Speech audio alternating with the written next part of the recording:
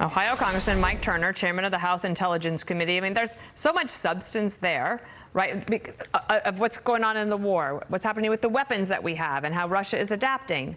But listen to this exchange between Bret Baier and Admiral Kirby yesterday.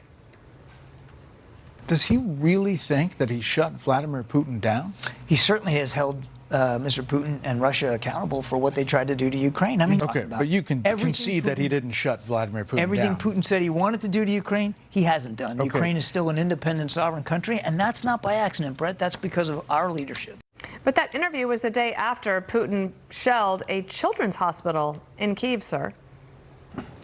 Right. Well, I was at the Ronald Reagan Institute last night where President Zelenskyy, with Bret Baier, he delivered an address outlining what he believed was the greatest current threat in the Russian aggression to Ukraine.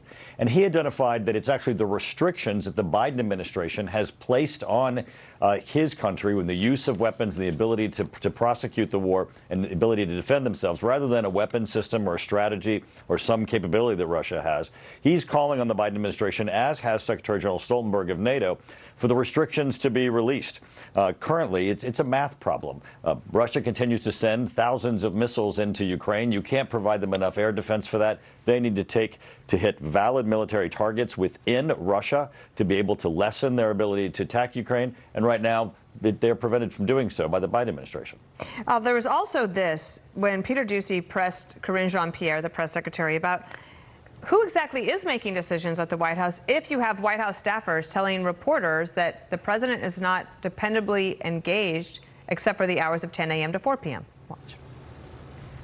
Well, he also said he's sharpest before 8 p.m. So say that the Pentagon at some point picks up an incoming nuke. It's 11 p.m. Who do you call? The First Lady? He has a team that lets him know of any news that is pertinent and important to the American people. He has someone that is decided, obviously, with his National Security Council on who gets to tell him that news. And there have been reports that his son, Hunter Biden, is there. She says he does not get classified information, but you sent a letter saying that there's concern here, that it's disturbing to learn these events are transpiring. What do you hope to learn from the White House if they respond? Well, you know, as the leading Democrats are struggling with whether or not President Biden can go for the next 4 years, many of us are worried whether or not he can go the next 4 days, as he's now turning to Hunter to join him in what are very, very important meetings at the White House. There are concerns as to the access that Hunter Biden's being given to classified information, what decision making he might being affecting. Mm-hmm. But the real concern here is that, you know, who is in charge of the White House? It doesn't seem as if there's someone behind that magic curtain who's controlling the White House. It seems almost that they've dissolved into a committee. And if they have an inability to come to a conclusion, then no decision is made. As you're hearing from President Zelenskyy pleading with the White House to make decisions on Ukraine, they're dissolving into no decisions, which of course hurts our country. Just to be clear, the White House press secretary says Hunter Biden does not have access to classified information. Do you think that's wrong? Well, I think certainly that as he's sitting in the Oval Office, and you know, no one is going to have control over where the conversation goes and where the important issues go.